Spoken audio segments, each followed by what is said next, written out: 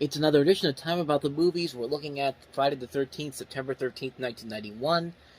I was going to do the normal thing where I had the lighting equipment right in front of me, but I figure, you know what, only 2 movies this week, so I'll make it a quick one today. So we got 2 movies to look at today. Let's go ahead and jump on into it then. Let's start with the first movie that we have here, and that is Freddy's Dead, The Final Nightmare.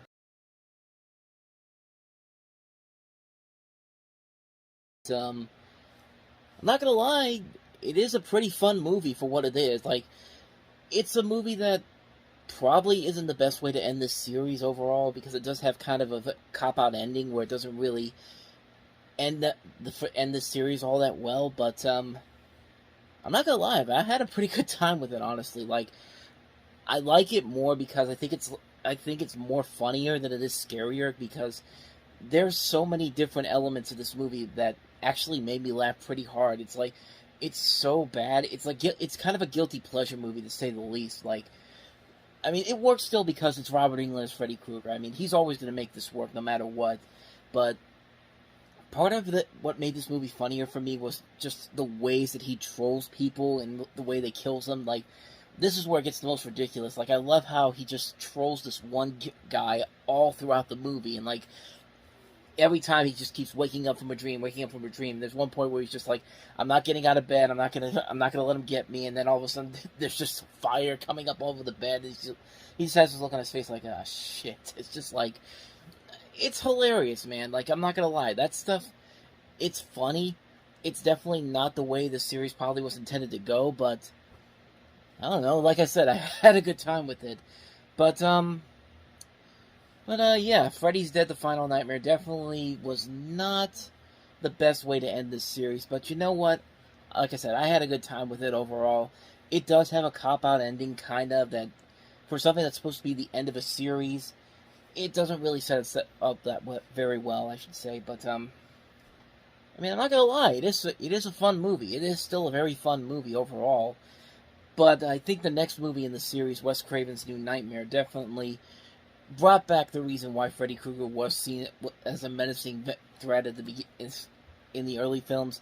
That movie, I think, does it a whole lot better. But for what this movie does, it's ridiculously silly. It's completely over the top. It's a so bad it's good type of movie. I'm just like, okay, I'm going along with it. So yeah, definitely not as good as some of the other movies. But like I said, I had a good time with it. So that's Freddy's Dead: The Final Nightmare.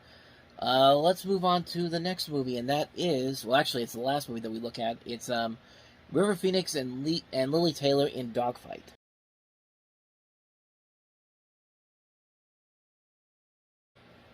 You know, honestly, that trailer doesn't really sell that movie very well, especially the idea that this guy just goes out with ugly women just so he can win bets and all that. It's just like, I mean, I don't know. Maybe this is based on a true thing that actually happened back then. I can't really comment on it because, obviously, I wasn't born in the 1960s. I was only 2 years old when this movie came out, so what do I know? But, I mean, from what I've seen from the reviews for here, it's actually not that bad of a movie from what I've seen from the critics. But, and I'll admit, the second half of the trailer, which I didn't show you, it did get better. Like, it did get a lot better. I did like the chemistry between River Phoenix and Lily Taylor. I do like the idea that they have in this, so I don't know. Maybe that first half of the trailer really wasn't working for me, but I'm not gonna lie. That second half of the trailer, I was just like, okay, I could definitely see this going in the right direction. And like I said, it hasn't gotten any bad reviews for it. It's actually been widely praised by people. It's actually recognized as a American Film Institute 100 Years, 100 Passions nominee, so obviously did something right, so what do I know? So, yeah, maybe it might be a good film, maybe I might check it out one day, but I'm not gonna rush out to see it right away. If it's on TV or if it's somewhere on streaming, I'll definitely check it out at some point, but I'm not in a quick mood to watch it right now.